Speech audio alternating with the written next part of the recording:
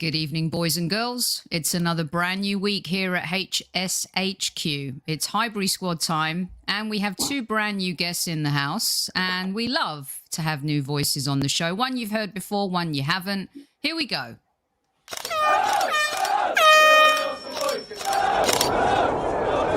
Mind the gap between the train and the platform. Please stand clear of the discussion doors. The next stop is Highbury squad.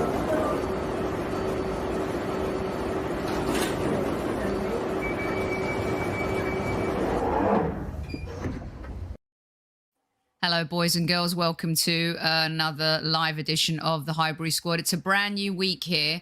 Back is my podcast brother from another mother, Mr. Super Kev and Campbell.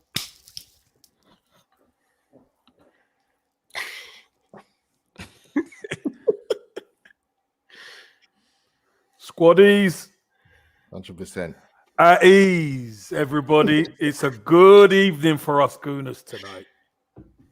It certainly is, and we're joined. Albert did so well the first time he's been asked back. Well done, Albert. Welcome back to the Highbury squad. How's you? Sophie, I'm glad that I passed with flying colours. That is much appreciated. No cards for you. Pass with flying colours. Tonight, we pop this lad's cherry. His Highbury squad cherry is popped. Welcome to the show, Mr. Gunasol. Solzy, how you doing? I'm very well. Hopefully, I'm not the first to get a red card on his debut. So, yeah, we'll try not to do that. I don't think anyone has achieved that. That's a very good stat. Already off to a great start is Solzy, Super Kev. Yeah, listen, I know some of the trigger points for this guy. Because we've battled. I know some of the trigger points for Souls. Don't worry about that. Because we battle about Spanish football as well, you see. That is a trigger. I was gonna say, where is this going now? But yeah, no, that's a massive trigger. And it's nice that he's wearing his Real Madrid white tonight. I realized, there's two ways this could have gone. Yeah, you see I'm helping you. There you go. Good evening to all the usual suspects in chat as well. Hope everyone had a great weekend. I had a lovely weekend, Kev. I decided to get off my phone and just enjoy nature and watch No Time to Die, which I'll never get 2 hours and 45 minutes back of my life. One of the worst Bond movies I've ever seen in my entire life. What the heck was that? Jesus, even Bond's become a softie. What has happened to our world? Jeez. It's changing. It's changed. The world's changed. I'm not going to. And also, you know, when you try to sharpen up your hair, because you can't be asked to go to the, the hairdressers. So, you know, when you kind of shave one bit and you think, oh, no, I had the wrong number in there. So I had to do that, had to fix that, right? But, you know, other than that, great weekend. But No Time to Die, real quick. Have you guys seen it? How rubbish is it? Oh, terrible. If you can't bring it like that. I've not seen it, but I won't be seeing it now. I could say. Oh, no. I mean, watch it. I mean, I'd always advise watch it, but make your own opinions. But oh my God, I wish I could. Time is one thing you can't get back. Well, listen, I'm a massive Bond fan, but you know what? The problem is you got to watch all the Daniel Craig ones, and it makes a little bit more sense. Well, I've seen them all, and I've seen them several times. I'm a massive Bond fan, and I love Daniel Craig as Bond. He's awesome. He's like the Don of James Bonds. Well, growing up, it was Roger Moore for me. But anyway, absolutely. Just Kev, if you're going to watch it, I'll watch it and probably like it. No, now, yeah, probably, yeah. Exactly. Newman, I actually thought I looked like Phil Oakley too. Don't you want me, baby? What a great song. That's a compliment. Thanks, Newman. It is. I also did go to the USL Championship semi-final game, you guys, and I wanted to show you this pic because I get to stand on, one of my artists was doing the national anthem, so we get free tickets, and Dan Rutstein, who's going to be a guest on this show, is a Wimbledon guy, was raving to me for like half an hour about Aaron Ramsdale, so we'll do that with him. But Kev, I was representing. Nice one, Soph. Go on, sorry. Old school as well. I love it. Old school. Also covered the US men's national team and got to talk to this guy, Mr. Christian Pulisic, US glorious. And then I found this. What's going on here then? There was I having a nice calm cup of tea. And then I'm like, there he goes with his eyes bulging again. Scares me when he's into his. What's happening here? Score another goal, Kev. Go on. Hey, listen, that was a really, really important time for Trabzonspor. We were playing Galatasaray in the Ali Sami Yen, and we beat them 5-3. And I scored a hat trick in that game, and that was the ex-manager Unal, who's a legend in Turkish football, and me and him really got on really well, and that was after another goal. So that was after another goal. Of course, very, after very another goal. passionate. Look at very, your very eyes. passionate. Damn those eyes. I mean, look at the eyes there, right? Solzy and Albert. And then, look, same eyes when he was 15. Look at that. Go on, Kev. Go on, Super Kev. Consistency, in innit? right there. Yeah. Oh, I love Same them eyes. kids, man. Now Deadly. the first one, yeah, it's like, you know when your kids leave Lego out and you step on it? That's what it reminds. It's a lot more intense than that, Souls, I tell you. Also, watch the Arsenal women's team. We're going to have a show about that a bit later on this week. My goodness. Miedemar, the hero, just saves us at the end. It was the worst game ever. A lot of worsts this weekend. Worst Bond movie, worst Arsenal women's game ever so far this season. Worst kebab I ever had in my life. Can't get that back either. Right, let's talk football. Let's go to Oh my God, Sophie, you all right over there? Sophie, come on. All right, let's talk about some happy stuff. 3 Arsenal players chosen for England tonight. Of course, San Marino. You can only play who's in front of you. That's how we do football. Super Kev. 3 Arsenal players. Rambo in goal. He could have read War and Peace, made tea in Slovakia, and he still wouldn't have been bothered in that match. I don't think England actually needed a goalkeeper in that match. Because they had a shot in the first half. Oh, gosh. It wouldn't have mattered. Would have been like... No, you say that, but Aaron Ramsdale makes his England debut. He wants to keep a clean sheet. And he had 1 save to make. Fantastic for him. Nice and wrapped up in cotton wool for us, Sophie. That's the way I like it. Smith Rowe and Saka, I thought they had good games. Both of them got on the score sheet. Really pleased for the 2 lads, young lads, hail them boys. And listen, we've got a big game coming up at the weekend, but hopefully their confidence will be high. That's the way we want them. Albert, it's, like I said, San Marino, but still to score for your country, to be on the pitch with those kinds of players, to get that experience. ESR knocking at the World Cup door for sure. Lovely to see Saka continue his good form for his country. Hopefully they bring it back injury-free. That is all that matters. Yeah. How did you feel about seeing them in the shirt? Fantastic. You know what? I felt like during the game, I felt like putting the tenner on Ramsdale to score. It was that easy for him. But you know what, Sophie? Souls will know this. Like one thing I've cried out with about England is having, as Arsenal fans, used to be, it was a given we'd have players playing for England on a regular basis. But there was a number of years when it was awful. Like we're lucky to get players that would make the squad. So I was happy when Saka played in the Euros. And yeah, you know what? It's a massive thing. First time I think they said first time 3 England players in 7 years being in the England setup. Arsenal players, sorry. Fantastic, man. And you know what? The goals thing's so important because sort of going back to club form, we rely too much on, Aubameyang to get the goals. But goals breeds confidence. It puts you in the headlines. People take notice. Great to see ESR be in the squad and get a goal. And Saka, they like Kev said, they play well tonight. And yeah, you know what? Hopefully those 3 guys will be will make an impact on the first team. Hopefully. Yeah, Sols, I said to Kev earlier, do you think that there's a chance Ramsdale could dislodge Pickford as the number 1? I think it's obvious that Southgate's going to stick with Pickford as his number 1, but as the season goes on, if Everton carry on playing the way they do and Ramsdale carries on playing the way he does, that could be really good.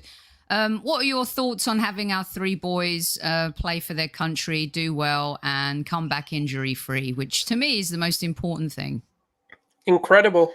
What he'll do for their confidence, what he'll do because this is like basically for them redeeming that their performances are good enough to be in England. And I know a lot of people are like, oh yeah, but what's the point? They'll come back better. And in the famous words of Ramsdale, I'm going to rip that shirt off the back of his, off the back of his body. That is what he's going to do to Pickford. He's coming for Pickford. He is going to claim that number one spot. We're not here to partake. We're here to take over. And that that England squad will be Arsenal's core in years to come, because we're building something that's young, that's special, and we've got some of the most brightest English talent coming through our academies, coming through the senior squad. And I think it's going to be time where you can't overlook Arsenal anymore. And I think for ESR to get that goal, for Saka to get that goal, yes, it's San Marino. I understand it's not the best of teams, but what a goal can do, representing your country can do for you, it's massive for their mentality. And I think even when you look at the culture Arteta's trying to implement, it does a whole load for that as well. So I think it's brilliant. And obviously they came unscathed, not got an injury. There was a moment when Saka tripped up. I thought maybe he pulled something there because he kind of stayed on the ground. But thankfully that wasn't the case. I think they both balled out as well. I think Saka had a really good game playing on the left. He looked a lot more confident. He looked a lot more sure of himself as well. So I think not overall, I think for a confidence point of view, very good to go into that Liverpool game. A couple of the squaddies, I think Demsek kept saying they wish they were born in San Marino. They could have played. They could have played for San Marino. They're that bad. Are they so sure they'd make the squad? Let's be honest. I'm telling you. Okay, let's get stuck into some Arsenal talk. Big game, of course, this weekend. The transfer rumour mill's already started. It's only January, for crying out loud. But it's all kicked in. Lots of back and forth about Pepe over the weekend. I wanted to start with him and then move on to a couple of other bits, Kev. Pepe, you talked about him on Kevin Says a few weeks ago, his contract situation, whether we double down or whether we try and capitalise and get something back for the 72 million. We know we're never going to get the 72 million back. That money's gone too, just like the time I spent watching No Time to Die. It's non-recoverable, right? Kev, what's going to happen with Pepe? There's lots of stuff flying around on him right now. Do you feel Arteta is definitely done? And there was a lot of back and forth. I know Tom had written something, and I don't know if you saw that. I'll ask Albert that. But anyway, what are we going to do with Pepe? I've said it all along. This is the prove it season for Nicolas Pepe. We know he's got talent. We know he can produce certain moments of brilliance. But the problem is the consistency in his game. He's not consistent. And yes, he's involved in some actions for us. But have you noticed, ever since he's not been in the team, we've kind of really gone on this run, because Saka and Smith Rowe in those wide areas are very consistent in what they do. And they might not have the ability of Pepe, but it's something you can rely on. And that the partnerships, Tomiyasu and Saka, and we've seen Tierney and Smith Rowe, and we've seen Tavares and Smith Rowe, they have looked really strong down those sides of the pitch. So, you know, your record signing can't even get in your team. He'll have 2 years left after this. We don't want to get caught with our trousers down anymore.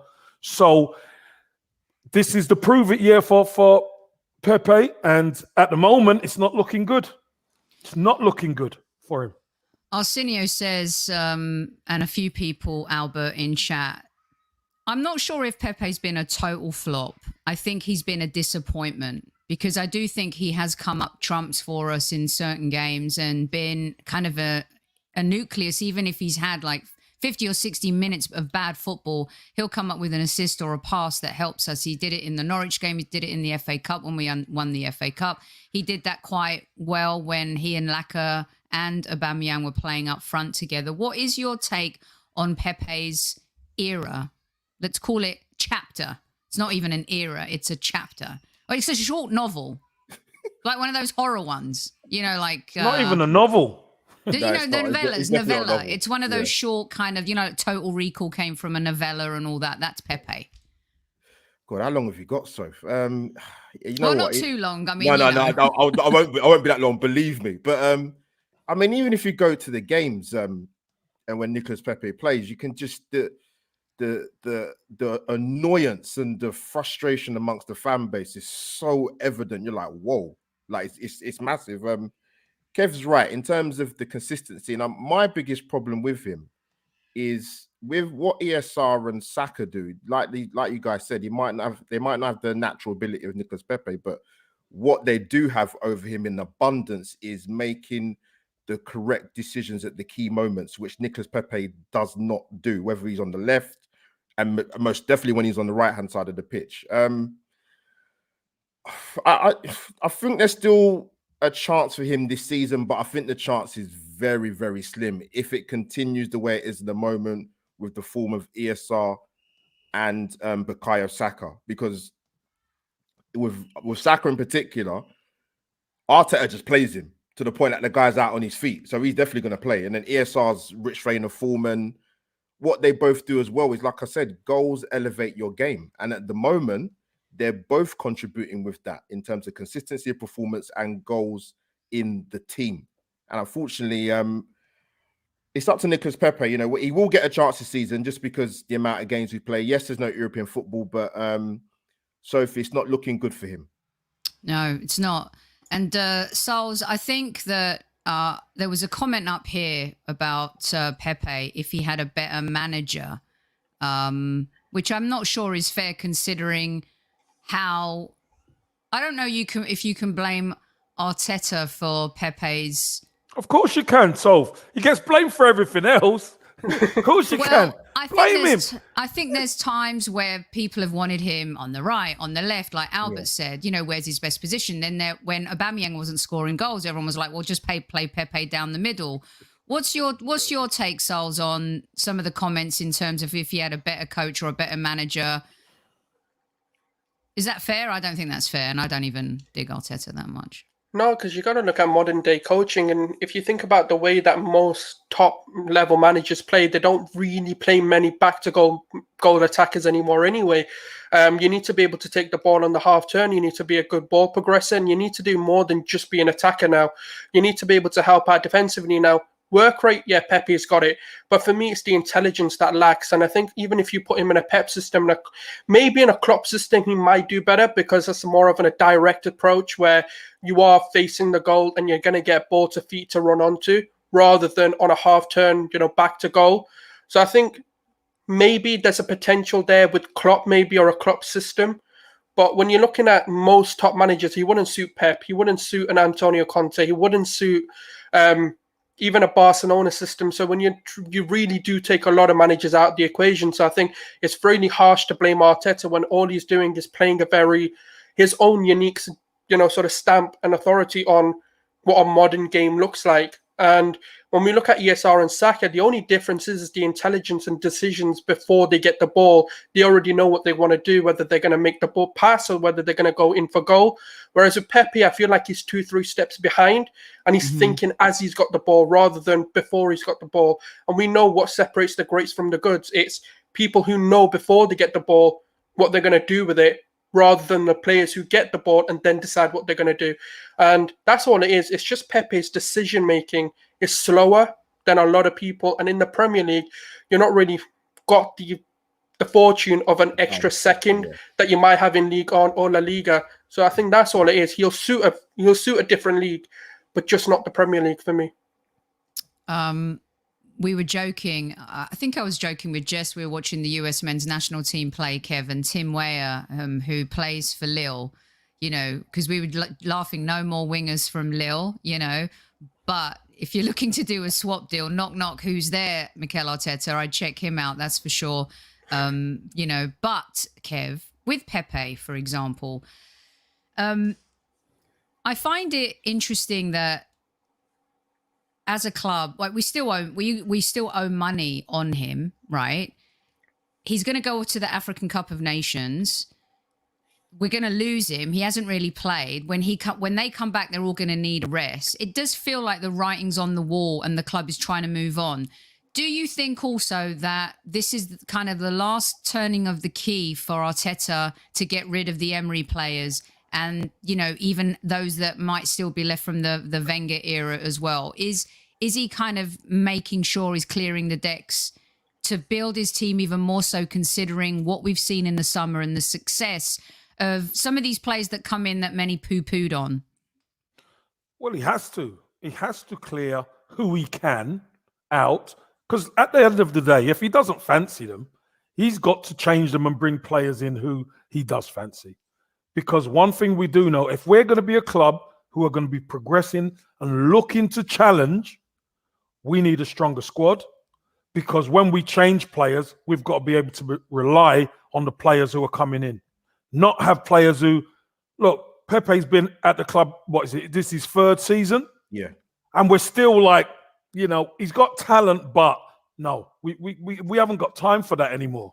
So the key for Mikel Arteta and Edu is they would have had a good snapshot and a good look at everyone now. We know the kind of bodies that are not going to be there. With Pepe, because of his talent and his price tag, it might be something where, we look at until the end of the season.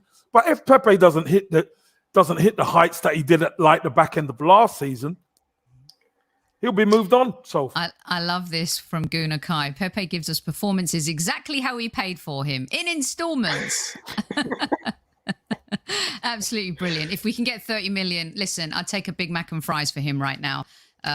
We got to move him on. And speaking of moving on, let's go to another story. I said to Kevin Campbell, I said to this ledge, I bet you Saliba does not come back to Arsenal. 3 years of a 5-year contract. He's still out on loan. He's doing bits in France again. Sols, I'll start with you. Rumours are that they want to keep him. And of course, we may have tied ourselves into numbers when we did these deals for him and Guendouzi. I'm going to get to that little punk in a minute. Let's start off with Saliba. What do you take? What do you think about Saliba? Because we've dreamed of even having Gabriel, Ben White. We've got Saliba. He's been marking some top tier players in Liga. Liga is definitely a bit more physical than people give it credit for. Is this saga going to end well? Is it going to end with him being sold by the club? No, I think we're keeping him. I know. Look, there's nothing that they can complain about. The media love a narrative, and right now the easiest narrative they can throw at Arsenal is, let's say Saliba isn't coming back, because it's the easiest one to rile the fan base up with. We're doing well, so they can't even sit there and go, oh, Arsenal lost like 5 on the bounce. Are they looking good? Is Arteta doomed and all of that? They can't do that. So what's the next best thing that's going to rile up the fan base? Let's try and turn Arteta against the fan base by using Saliba. And for me, I've always said it's a media ploy to get the fan base against the club again and be like, oh, look at this. They bought this talent for this much, blah, blah, blah. As good as Saliba's been, he's been very inconsistent. Yes, he had a brilliant game against PSG, but then the following game, he threw a clanker. And that's the inconsistencies you're going to get with a guy who's 19, 20, who's not played a lot of senior football. Don't forget when we bought him, the lockdown happened when he went back on loan to St. Etienne's. So he's not really had a lot of club football. Obviously, personal reasons when he first came in as well. I think when you look at what Arteta first came in and said, I am going to make this team competitive. Every position, you're going to have to compete for your top. Why would he then let go of Saliba, one of the biggest talents or one of the biggest names in world football, to come in and compete against Ben White? He's the most like-for-like replacement for a Ben White and Saliba to battle it out for each other. Of course, and it leaves us with Gabriel, but that will come in time. And I think it's one of those where, for me, for Saliba to prove himself as one of the talent that he is, or the next Raphael Varane, he's going to have to come to an Arsenal and do that. And I don't think he's going anywhere. I think he's here to stay. He's made it clear he wants to battle for that top. He does want to prove himself at Arsenal. And I think it's just a media ploy to get fans riled up again. Which media? Because I've read Arsenal commentary on this stuff too, Albert. It's a bit of a mix, isn't it? Because there's definitely players that are questionable, and I understand that it's part of the narrative and stuff, but I'm not sure whether the media are trying to cause problems with the Saliba situation. The media, trust me, Sols, they piss us all off because we've been the dartboard for a very, very long time. But I think this is fair game when it comes to Saliba, because it's been such mixed signals, Albert, for so long. Yeah, I mean, the media thing and the narrative with how they sort of try to put on the spanner works for the Arsenal fan base is quite laughable sometimes. But in regards to Saliba, I think it's an interesting one, because I do think he will come back. And I don't. For me, it's not an ability thing, Sophie. It isn't. It must be something else for me. From what I've seen Saliba on his loan spell, he's done reasonably well watching the games he's in play. People talk about the mistakes and errors. I'm like, but he's not going to be prime Franco Baresi at the age of 19 years of age. Of course, he's going to make mistakes. Youngsters do that, regardless of irrespective of whatever position they play. There's players younger than him that have been given him a chance by managers, for example. I don't know, and Harvey Elliott, Liverpool, for example. But that's down to the managers. The managers must see something in a player to want to give him a chance in the team. But for me, with Arteta in regards to Saliba, it's not to me. It must be a personality thing. So I've always said that too to Kev. It's a character personality issue, and Arteta's hot on that. Yeah, 100%. I mean, you know, I just think we have to nip it in the bud so we can carry on and know what's going on. And you know, we bring these up because there's been a furor of, you know, stories this weekend about a lot of our players, including Guendouzi and Andy Land, who's very upset with me for calling him a punk. He is a punk. And he's even his Marseille teammates are annoyed with him. I stood up for him for so long. Kev told me he's trouble, you know, and I was like, well, trouble sometimes need man management. You need to put your arm around the player. Once again, Kev, he's proving punk behaviour. Said he didn't want to play at the Parc des Princes because of PSG. He is chosen by the national team. They do have a gluttony of super talent in the midfield. He is talented. Are we going to cash in on this guy? And he's becoming a bit like Emi Martinez for me. Bloody annoying. Of course we're going to cash in on him. Why would we want him back? He's a disruption. He's really good. And we kind of need midfielder. He's a disruption. That's what he is. He's a disruption. And cancer, rotten players, we've just got to glut them out of the club. We've got him out. We don't want him in. Look at the harmony that's with the squad now. We don't want people in the dressing room who's going to be causing problems. No manager needs that. So that's why let him do it somewhere else, far away from Arsenal as we can, and he can get on with whatever he wants to do up the road. Not a problem. Not a problem. I'm sure, like most of us, he's become so annoying now. And as much as I've tried to defend him, I just don't think there's any defense anymore. And the sooner again that we do this deal and get him out, the better. 100%. I said that as soon as he made the comments in the pandemic, because it wasn't unreasonable what Arteta asked him to do. He just asked him to apologize about the comments he made about money. When you look at the statistics, during that time, 1 million people had lost their jobs, didn't know what their livelihoods would have contained. And I think what Arsenal tried to do was just be like, look, I know you're young. Apologize for what you said because it's not the right time to say it. I think if this was any other time he had said that, it probably would have just been brushed under the carpet and we would have moved on. But I think given the circumstances and the context around the world at that time, it was just the wrong thing to do. It was very tasteless to do as well. And I think when you look at kind of the values and the morals that Arteta's trying to implement in his team, it's bringing that class back to Arsenal, and he's not that. And you know, when you look at Arteta's interview when he did it with was Amy Lawrence, was it? I think you know, the man behind the manager, and even in that he said, "I asked one question: do you represent Arsenal? If the answer is no, you're out." And that is with Guendouzi. He does not represent Arsenal or what we know as Arsenal players. And for me, we move on. Let's cash in. Let's move on. We can get so many better midfielders for like £20 million. We can get Aouar in for £25 million. We can get, all right, if those accusations are dropped, and obviously he is innocent, we can get a Basuma back into the fold. There's Bruno Guimaraes we can bring in. There's a plethora of midfielders who are in that sort of age bracket for similar money that we can let him go for, and will improve us not just mentally, but even just in terms of players. Kev, did you just read the comment on the screen? Is that why you put your head in your hands? Yeah. I put it up especially for you. I thought I'd just let you handle it with a little bit of, you know, kind of. Hey, listen, Andy Land, if that's your opinion, hey, good on you. But for me, not in a month of Sundays. Is Guendouzi better than Saka and ESR? No chance. No chance. No. Yeah. Do you know what's funny? Because there's obviously, being from Manchester, I grew up with Ravel Morrison, you know, Paul Pogba era. And I know Ravel Morrison was actually more talented than Paul Pogba, but he had an attitude issue. Now where's Ravel Morrison and where's Paul Pogba? That's your difference. Yep. I agree. Attitude and character. And that's what the part I do like about Arteta. The DNA and culture of Arsenal is being reinvented. We're a completely different team now than what we were, previously. And in order to kind of be able to reinvent ourselves, it started in January, getting rid of all those players in the dressing room. And now we're moving on, and these new players who are coming in have their own DNA and culture that has had an immediate effect on the team. And that is what we haven't had for a long time, is players that actually come into the club who are coming in on a transfer that can have an immediate impact.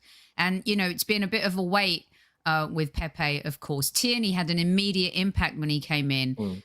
You've had Thomas Partey, who's made a huge difference. Even Nuno has had an impact when he's been asked to come and play. Tomiyasu the same, Ben White now, Ramsdale. I think that's a really big, massive difference for Arsenal Football Club compared to what we've been doing in the past. A couple of other quick ones here. Rumour about Balogun going on loan. Can we all just say, yes, we all agree with that, right? Yeah. 100%. Okay, fantastic. And Kev, with Chris Wilder, he'll be in good hands if he does end up going to Middlesbrough, I think. That would be a good manager for him to play under. Yeah. He needs to learn his trade. I think that's really important. We know we have got a very talented striker on our hands. But the only thing we could level at him at the moment is he's been playing under 23s football. Yeah. He needs to be playing league games and get some games under his belt and learn his trade. Then we can bring him back and it will be a star for us. Good evening to our token Tottenham fan in the house. Ethelston is back, probably raving about Harry Kane's hat-trick against a pub team that Demsek and Newman could play for. But you go right ahead. Steady on. Steady on. The latter isn't true, actually. The latter isn't true. So here we go. Nketiah wants to leave. West Ham are interested. I say don't let the door hit you on the way out for Nketiah. Albert, what's your take on that one? I would have sold him already, personally. It's nothing personal. I know people are very quick to mention his goal scoring record for the under-21s, but that I don't think that's a good yardstick for him to be kept at Arsenal. I think for me, he's a box-to-box striker, but I think there's a lot of games I've seen him play, Sophie, where I forgot he was playing. He's anonymous. He's one of them players. And I don't just attribute it to strikers. Sometimes with attacking midfield players, if they don't score, they don't bring a lot to the team. Arteta sees something. Yes, he presses well. Arteta sees something in him that he obviously gives him a chance. And to be fair, and the thing with Eddie as well, Sophie, is that he's not one of them players you can turn around and say at Arsenal that he hasn't been given a chance. He's been given a lot of opportunities at Arsenal. And for me, he's not shown enough for me that you want to keep him. And actually, he's somebody that you can actually get some monetary value for him. Arsenal not very... Go on. Sorry, Albert. No, do you know how I feel about his potential transfer? I feel like it could be a Iwobi and Joe Willock type.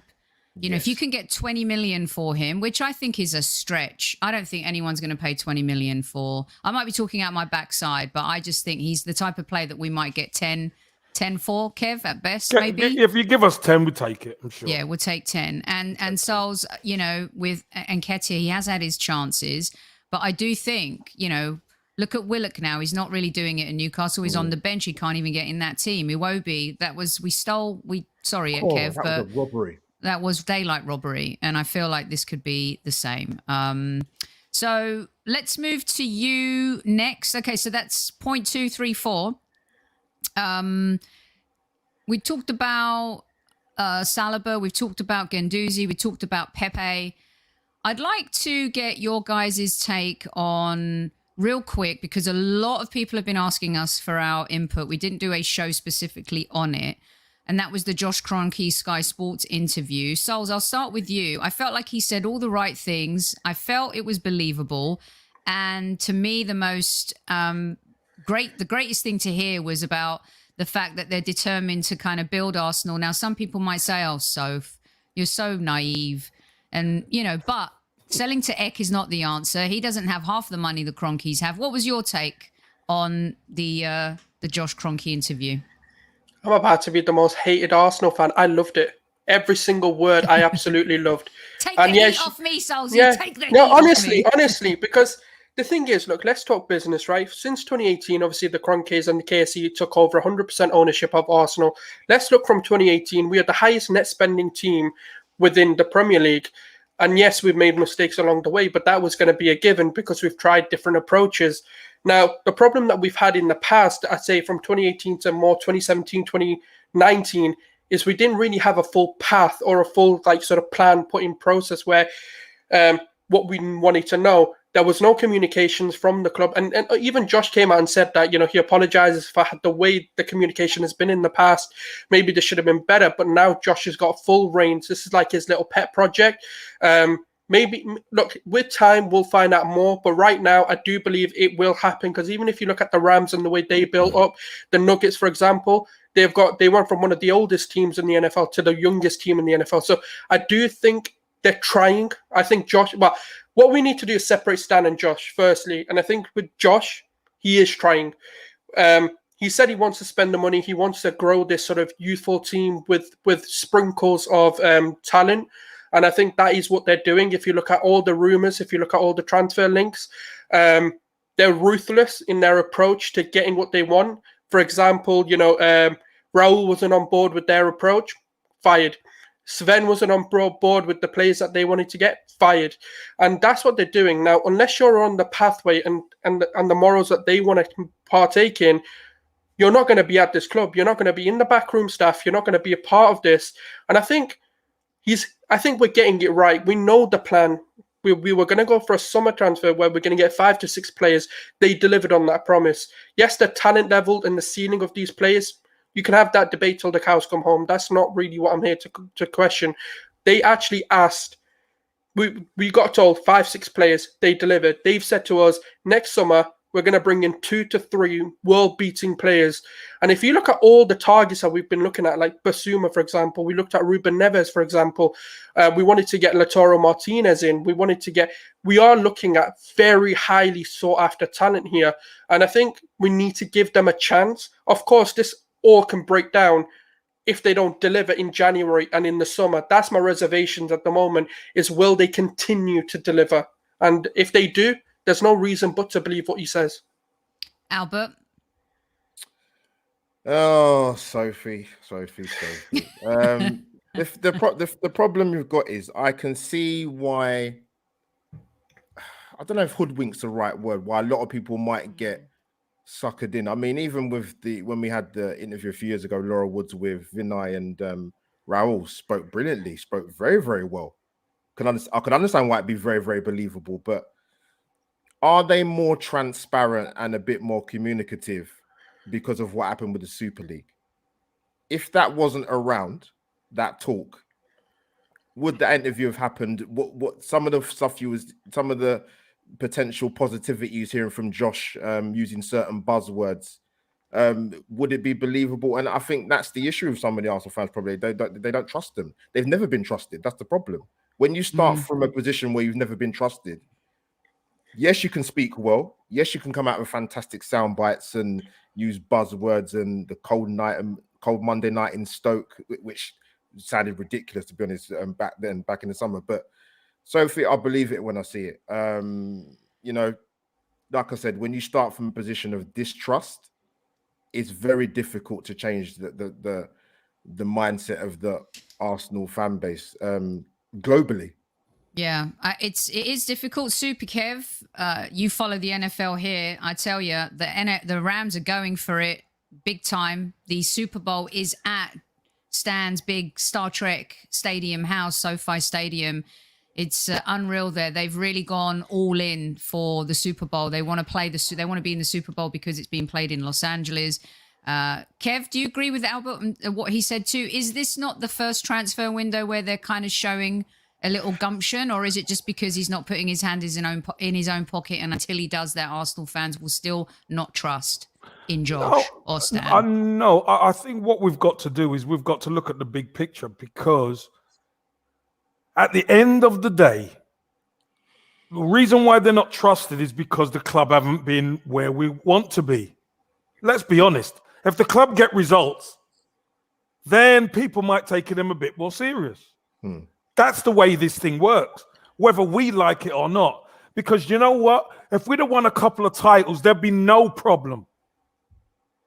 But there is no titles. We've been struggling in the league. We've looked like nothing like winning the league. We've had to get a novice manager in, and we've had to kind of start from scratch, right? And there's been a lot of flack flying about, and the Kroenke's out, and that fiasco with the Super League, etc. It all piles on top of everything on top of the Kroenke's. But here's one thing I will say. The key to everything is getting 3 points every weekend. You start getting 3 points every weekend, that grip starts loosening. And you have to start taking people a bit serious. The only reason we're going to start winning a lot more games is because the squad and the team start getting better. If we keep getting 3 points every weekend, then we start to take things a little bit more serious. That's the name of the game. Okay, well, there'll be more on the Kroenkes. You asked for it, especially after our Wenger debate. You're like, well, you've got to do the one because you've got to talk about the Kroenkes if you're going to talk about Wenger. I mean, wow, the response to that show has been absolutely insane, whether we agree or disagree. Thank you so much to the hundreds of you who blocked my inbox and gave your opinion. I hope I responded to every single one of you. Some valid comments, some interesting comments. The next debate will be about the Kroenkes, so look forward to that. We'll have a lot more on that in the coming week or so. Right. Let's also talk about Raheem Sterling. The people have asked for it. Souls, I'm going to start with you. Are you camp Sterling or camp non-Sterling? Which camp are you in? Oh, camp Sterling for sure. I think if you look at the way he plays, he is an Arteta player. He would transform this attack in many different ways. The reason why people are probably not in his camp is because City don't have a focal point. They're relying on Sterling to play 3 positions on the pitch. You know, one week he'll be playing as a centre forward striker, one week he'll be playing at right wing, one week he'll be playing left wing. And I think he's just being used as a utility man, but we know he's a winger. He's an out-and-out, inside-forward winger who can create and score goals, and that's one of the things we're lacking. And if you look at, for example, bringing ESR into the equation as well, bring him into the middle, bring ESR onto the left, Sterling onto the left, and he's exactly what we need, someone who can drive at players, who's a threat. He's another outlet with goals. I actually really like him. Obviously, the price tag will play a huge role for me, because if it's a huge amount of money that we have to pay, I'd rather go other and go younger. Like, for example, Sulemana or I wanted Jeremy Pino from Villarreal, but obviously he's just signed his extension now. But there's a lot of other avenues if we're looking at that 60 million price tag. But I think if you're looking at maybe like the 30 million pound mark, yeah, 100%. You know, you take a punt on him, he'll give you a solid 3 years, and he'd transform us. He'd take us a level up. He is a world-class player. There is no denying how good this player is. Albert, are you a Sterling fan? And also the 30 million, but he might be asking for 400 grand a week. What is your take on Sterling? I say that loosely. He's going to be expensive. So if you know what, it's an interesting question, because I've seen some of the reaction. And I actually think with Raheem Sterling, it depends when the links would have happened. If it had been, I don't know, 12, 18 months ago, you might have had a different answer to from a lot of Arsenal fans to the question. Because of the timing now, I wouldn't be against it. If you'd asked me this probably a year ago, I probably would have said no. People might think I'm absolutely crazy, but what the best way I could probably answer that is, someone's mentioned about there are sort of potential. There are other avenues in terms of if you do your recruitment right. For example, perfect example, no one saw Tommy Yaku coming. Nobody saw that coming. There are players out there who probably can do the same as Sterling and add more goals than paying what we'd have to pay for him to get him. And it also depends on would he come to Arsenal? Well, if we have European football, He's going to want Champions League football. I mean, his dream move was to Barcelona, but that is very different now, Kevin. Barcelona, La Liga, very different now. There's no Messi, there's no Ronaldo. You know, no money. No Never money. mind that. There's no money. Kev, what I know you're very hot on Raheem Sterling. To me, it reminds me a little bit of how some Arsenal fans are like this. Now, I'm not comparing the players. I'm comparing the scenarios. So I always get myself in bloody trouble when I do this, but I'm going to do it anyway. Kevin and I were like, we should sign Tammy Abraham. I don't know if you saw his goal, his touch tonight for Emil Smith's goal, and then his touch for his own goal. Kevin and I were like, he could do bits for us. We need that type of player, especially when we don't have a plan B. Now, of course, they're totally different. Sterling's won a lot more. Abraham's done pretty well when he was at Chelsea. But I think we get snobby about players that are proven. And I just don't get why, Kevin, Arsenal fans, any Arsenal fan, wouldn't want Sterling in our team. I just don't understand it. Help me understand. Sophie, Arsenal fans have not got a clue what they want. Say some, otherwise they'll No. I say that, but obviously I can't say all. I just said Arsenal fans.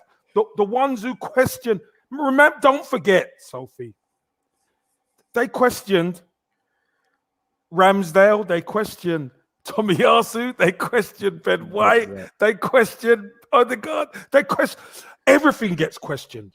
Everything gets questioned. Not good enough, not this, not that. We should have bought this one. We should have done that. And look now. Then when you look at Manchester City winning the title and you think, wow, we're jealous because that used to be us. And then we get linked with one of their players. All of a sudden, no, he's not good enough for. How is he? He's a title winner, multiple title winner, and he's not good enough for Arsenal. So it makes no sense, Sophie. It makes no sense. The other thing to me that I find really rich sometimes too is like we could get cheaper players than Sterling. But then you're like, we don't spend enough on big players. Why aren't we spending? And then you spend 50 million on bet. You see, you can't win, right? So, Sophie, Albert said you could buy somebody cheaper and get the same goal output.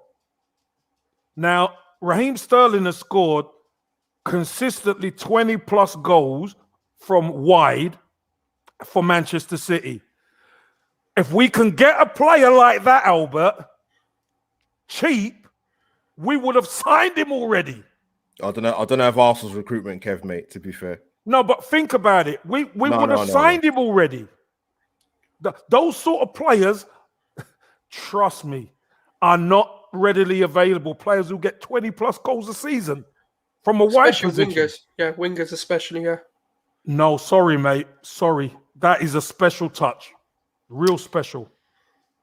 Well, I think that when players like that become available, and he has a great relationship with the manager already. He's credited the manager many times for how he's helped his game, especially too. So it's just really interesting. Now, I've got to get your guys' take on the weekend ahead. We've got about 12 minutes left on the show. You're listening to the Highbury Squad. Oh, hold on a second. Almost 500 of you in live chat right now. Kev? Listen, hit the like button, smash it, kiss it, caress it, nut it.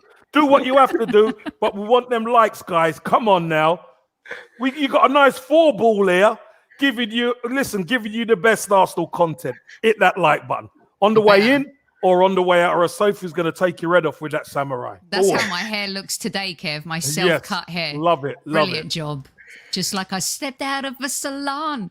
I think there's a domestic going on in here. Guna Russ and Jenny having a bit of a Barney in our chat. I love it. Well done, Mikey, for giving it licked. Nice one, Mikey. Look, he clicked. The Spurs fan clicked. Thanks, as well. Eccleston. Thank you, Newman. That. I actually got a compliment from Newman. My gosh. Yeah. Send us new art. We need new art, Newman. Okay. Let's talk about Liverpool real quick before I get onto a real quick fire bit for fun with you guys. Start with you, Salzy. Liverpool this weekend. Anfield, not a place we love to go play. We've been spanked there a fair few times, especially of late. This, to me, will be monumental. I'm not saying getting a point will be monumental. Getting a point will be fantastic. If we could beat Liverpool at home, which, by the way, I think the international break in between helped us, because if we were playing them the week after they got beaten by West Ham, I'd say, beware the wounded animal, that would have been a tough match. But with all this space in between, I feel like it's going to help the Arsenal. Am I crazy to think we have a shot against Liverpool at Anfield this weekend? Oh no, I've been saying it. Albert knows my confidence going into this game, and I think one of the reasons is more tactical than anything. And as long as we don't obtain any injuries coming to Saturday, I truly believe this is the best opportunity Arsenal's had in many years to beat this Liverpool side. And I know that sounds very because, it's only been 10 games. You've had a run of 10 games. That's why you're saying it. No, I'm saying it from a more of a tactical standpoint, because one of the things that we need to realize is what we can do is different phases of games. We narrow our defenses down. We allow them to attack on the right. And guess what? We counter by bringing those players and magnetizing them to the middle, allowing more wide overloads. And one thing that we know they love to do is let their fullbacks bomb forward, leaving enough space for ESR, for Saka to run in behind that and create wide overloads. And it's perfect example was the Spurs goal that Aubameyang scored, for example. That came in because we drew them into the middle. We made them compact their own middle and leave wide overloads for us to attack into and space on the wide sides to play. And I think that's what Liverpool are vulnerable at. As soon as you can draw them to play wide and attack them wide, that's when you win the game. And what we need to do is be very on our game like we have been. This is going to be the biggest test Arsenal's had this season. I've always said it. The worst we'll do is get a competitive loss. The best we can do is beat them. But I don't think we're going to fold, and I don't think this is going to be an Anfield hammering. I think this is where we finally get a result against Liverpool and really stamp our authority and say, I'm not going to say Arsenal's back until we start competing for titles, but this is where we can really say, okay, this is, Arteta can come out and say, this is what I'm trying to do here. And I think this is going to be the one. And I think this is the one we beat them. This is why it's a landmark moment. But I don't like, Albert, how every week Arsenal have to pass a test. You know, everyone gets away without having to take a test. You know, Arteta has to go away and revise and the players, and we got to pass a test. I mean, I think we passed it against Tottenham, Villa. Of course we can improve. Of course we can get better. Of course our second half performances can be better. The Leicester match was just another schooling of them, and we've had their number in the league for a number of years now. What's your take on Liverpool? Do you start Nuno? Do you start Tierney? I think this is going to be really interesting for Arsenal fans, in particular at the left-back position. Yeah, first I'm looking forward to the game. You know what it is, Sophie? Obviously, we spent a lot of time last season with a team, different centre-backs, different full-backs, different positions every single week. There's no consistency, continuity. But what the first few months of the season has done is, partly with us being out of Europe, which is a big factor, by the way, it's given us a chance to have a more settled 11. And what I want to make a point is, if you look at the victories against Villa, Leicester, and Watford, if you want to go back and watch 90 minutes again, they were very, very, very different performances by Arsenal, but very, very good performance by Arsenal. So we had a game where there was dominance. We had a game where we started unbelievably on fire for 25 minutes, and then the Watford one, we grounded it out. Even though I thought we was the better team, it wasn't fantastic, but we were still a better team.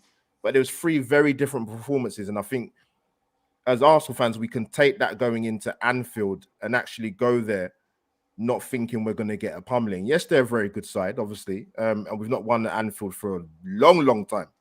And I've always said, you know what? There's one game I want Arsenal to just give the fans 3 points, is the away game at Anfield. I'm crying, I'm begging for it to happen. And you know what? Souls is right. I would get why Souls and Arsenal fans would feel, you know what? Possibly it could happen, because Brighton went there and played brilliantly. So Liverpool can be got at. They can. I know Anfield's a fortress and the crowd get behind the team, but you know, there is a chance. There is a puncher's chance. And they've also got 4 first-team players out this game as well. Mane might be struggling. So if we Fabinho and Robertson's in doubt as well. There's optimism for us to get a very good result. I'm going for a Desmond.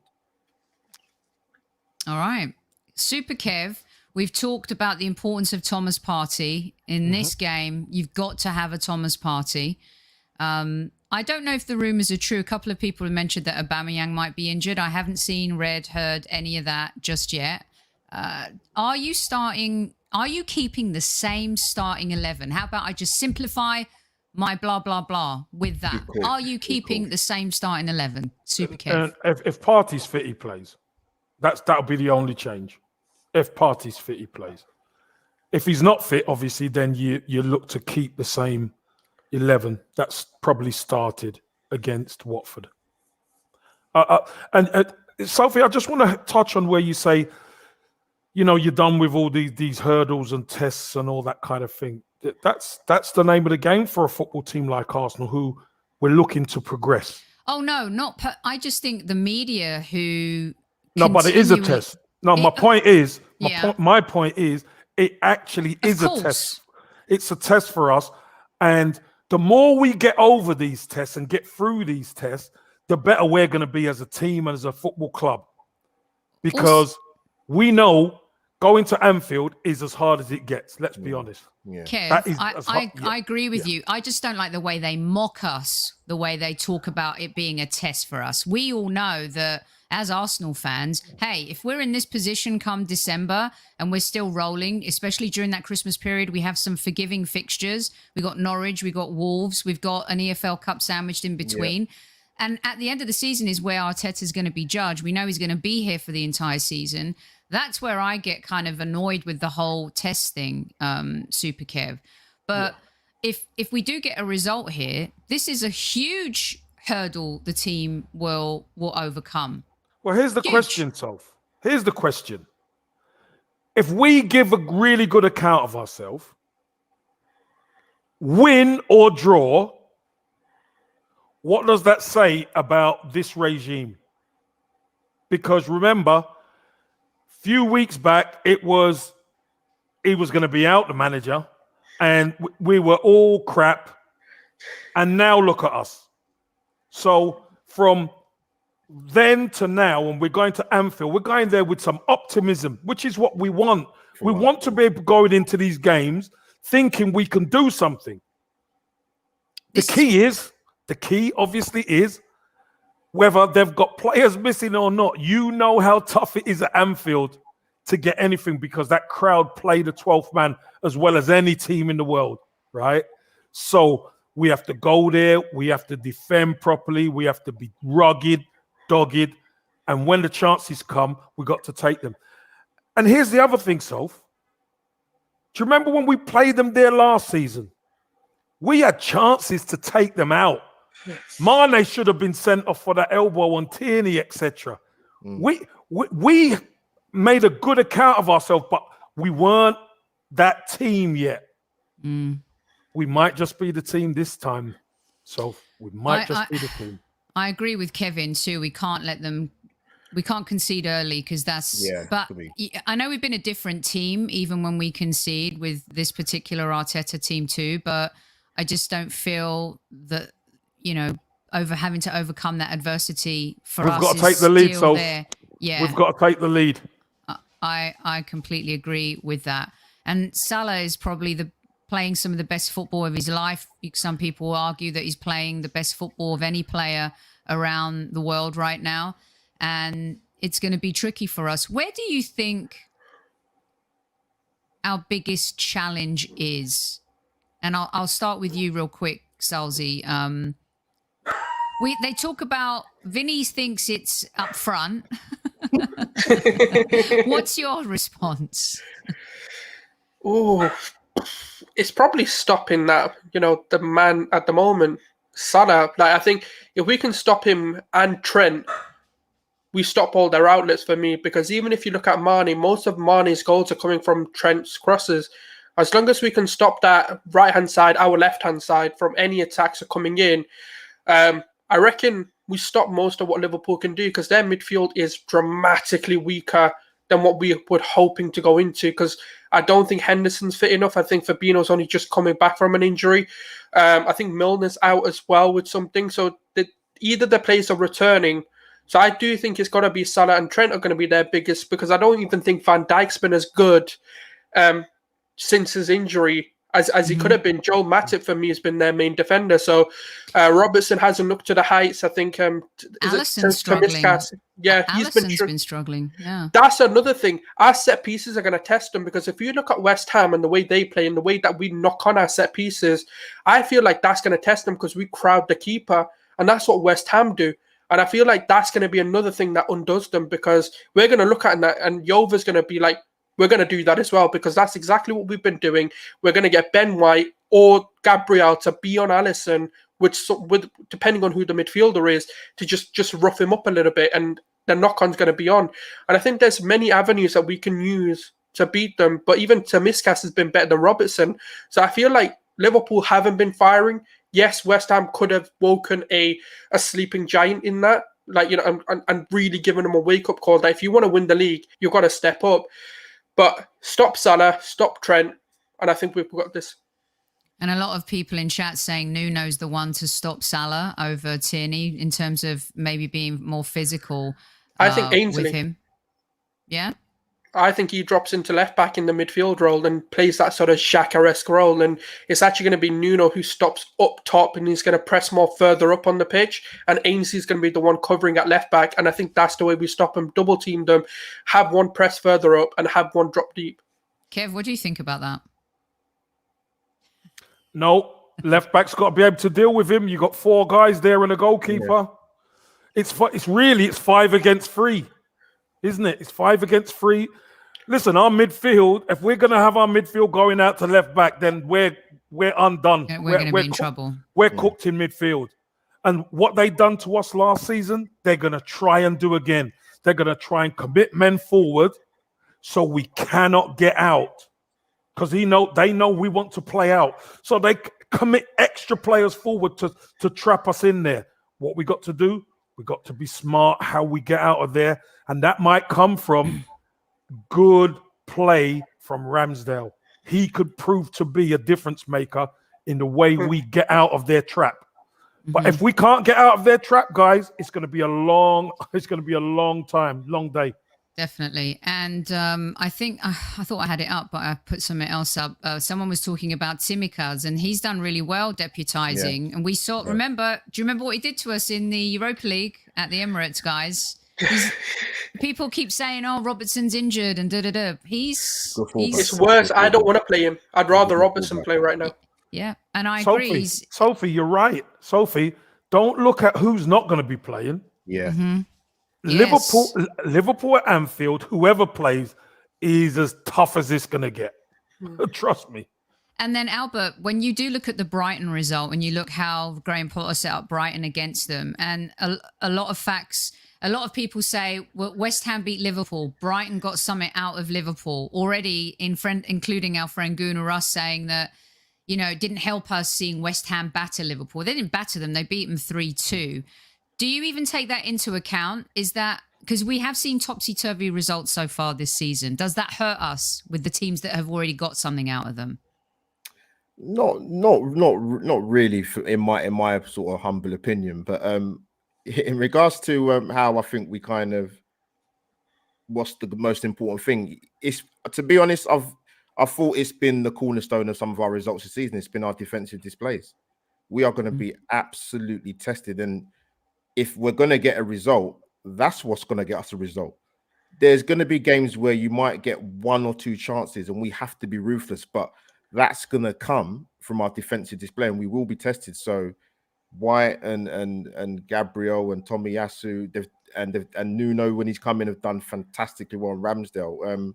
But like I said, Sophie, there's more confidence as an Arsenal fan with our defensive unit going into definitely the big games away from home, probably, and consistently through the season. So if we're going to go and get the W or get a positive result, like I said, a Desmond, it's going to stem from the defensive unit.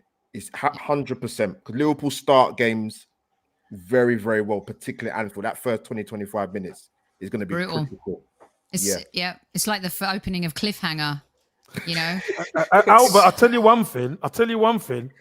One thing that kind of fills me with a little bit of hope is every single one of our back four can run. 100%. Yeah. And we're physically, Physically 100%. imposing. Yeah. We, 100%. all of them could run. And when they can run, obviously that's how Liverpool undo most teams. Just by the speed, they catch people on the break or not wanting to track, and they get free and they go one up and then very quickly it's two up. Kev, Kev, that's a good point because Tomiyasu's 6'2", Gabriel's 6'3", Nuno's a big lad, and we've got physically imposing defensive unit there, which is so important. And Ramsdale's 6'2" as well, so we're not going to get bullied. Absolutely not. So defensively, it's going to be key. I want to see us doing the bullying. Yeah, that's what I want. That. We've done a fair bit of that this season. But against Liverpool, so I want us to bully Liverpool. 100%. Yeah, that's where it has to start. And we have to kick it in at some point, right? Crank it up a notch against a lot of these teams. So Liverpool this weekend, right? Quickly before we go, I want your predictions, and I also Kev will give his later on this week, and right, Kev? You're not going to give yours today. Yeah, Friday. We've got Friday. Kev says Friday.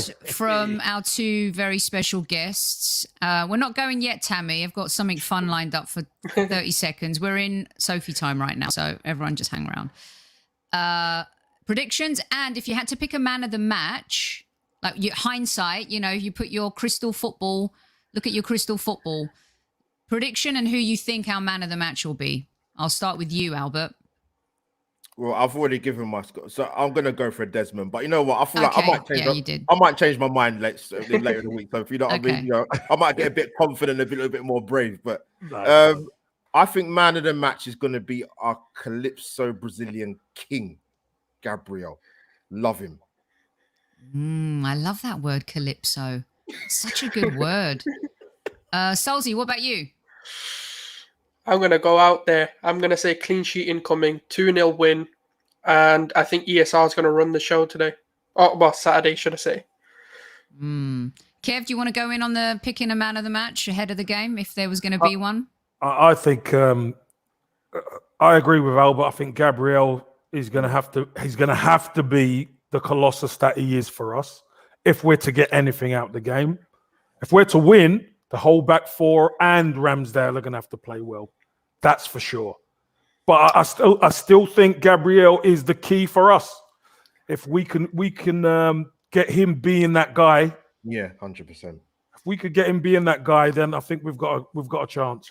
I also think it's really important that Lacazette starts in this match 100 gazillion million %. Yeah. And here's the scoop. We've all wanted an Arsenal 11 that picks itself. Do you remember those days? Many moons ago. You have to go to yesteryear, but it's so awesome for us to have a team that just really picks itself. Really quite special. Right. I did this. I'm going to read them out to you anyway. Thanks, David. It's been a brilliant show with these two. Fantastic knowledge. New voices. They've been around, but they're kind of new to a lot of you because not a lot of you have heard them before. You're going to give them a follow and you're going to listen to their shows too because they do some brilliant stuff. But before we do that, I just wanted to get a quick fire in with you guys before we go, right? All three of you in on this. It's a very quick fire response. Maguire's celebration for England, fair or foul? Solzy? Foul. Albert? Foul. Kev? Fair.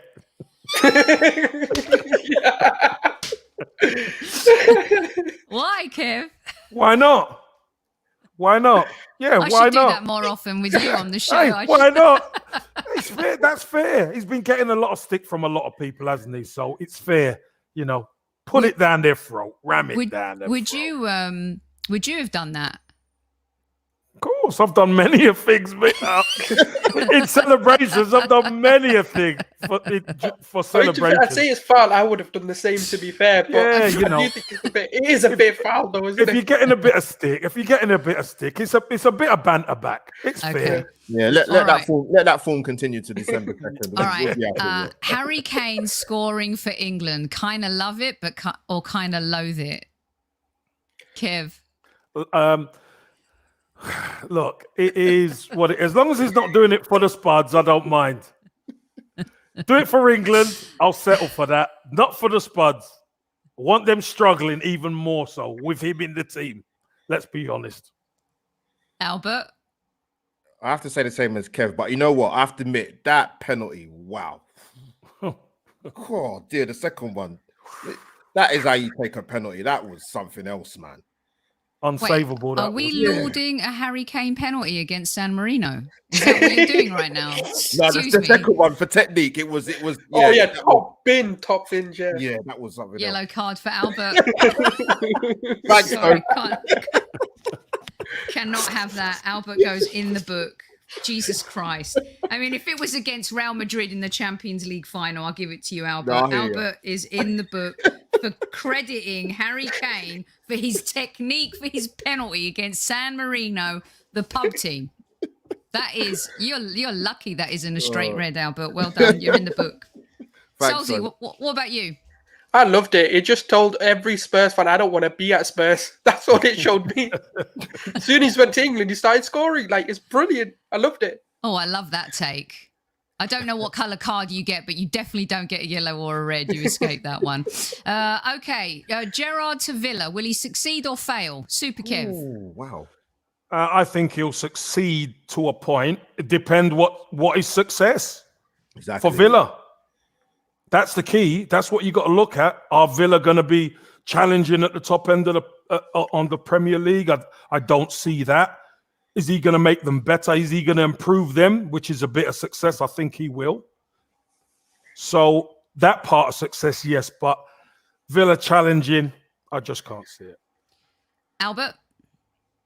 I think he'll do well, Sophie. He's got some very, very good players to work with. That's one thing he has got on his side. Even though he's not been in the game that long, but like Kevin said, what is success at Villa? What's top his six remit? right now? Top six to kind of do what West Ham have done, get into Europe. You know, they're not going to do that this season, probably. No. But I think they're 17th, aren't they, Villa? So yeah. Do you think he was right to leave Rangers, Solzy? Would you have been upset if you were a Rangers fan? Oh, yeah, if I was a Rangers fan, I'd be upset. But I think for what he wants to do, go to Villa as a natural progression going into Liverpool, I think he wants to take over the Klopp job, in my opinion, in years to come. I think it'll give him a know-how of how the Premier League works. Let's be honest, with a really nice setup. They've got really good players with a good mix of ages in there as well. Again, it just depends. I mean, they're a mid-table team. I think he'll maintain that sort of standard of maybe 10th to 8th, maybe a Europa Conference League finish, if anything. I think he'll do well. His football is brilliant. All right, I'll get you out on this one. Kev, Rodgers to United. Do you think that's going to happen or no? No. Albert? No, that's not going to happen. Solzy? Hell no, it's not happening. They're keeping Ollie till the end of the season. Mm-hmm.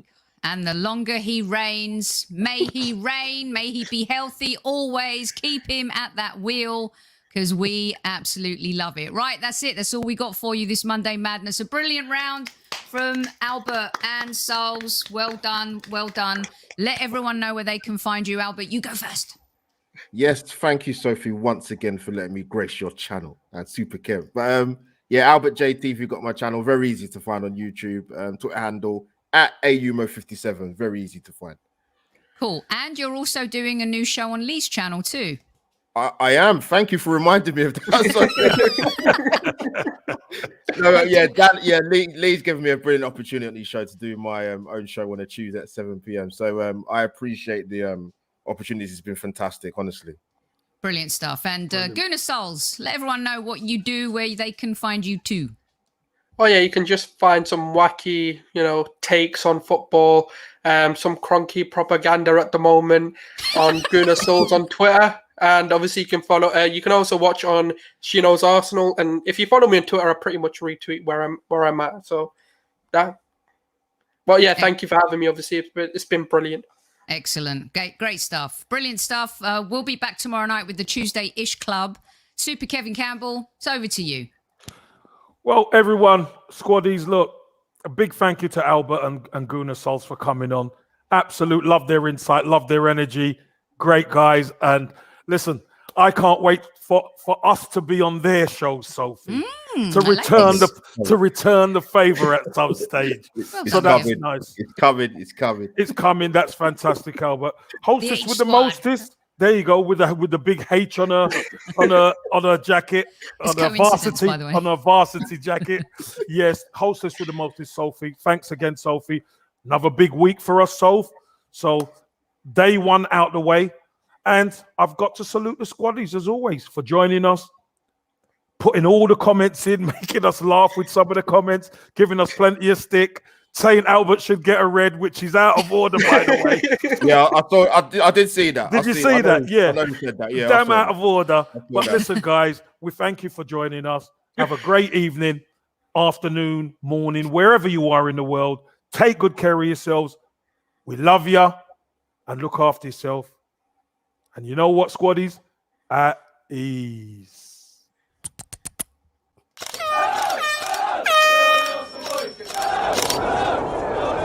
Mind the gap between the train and the platform.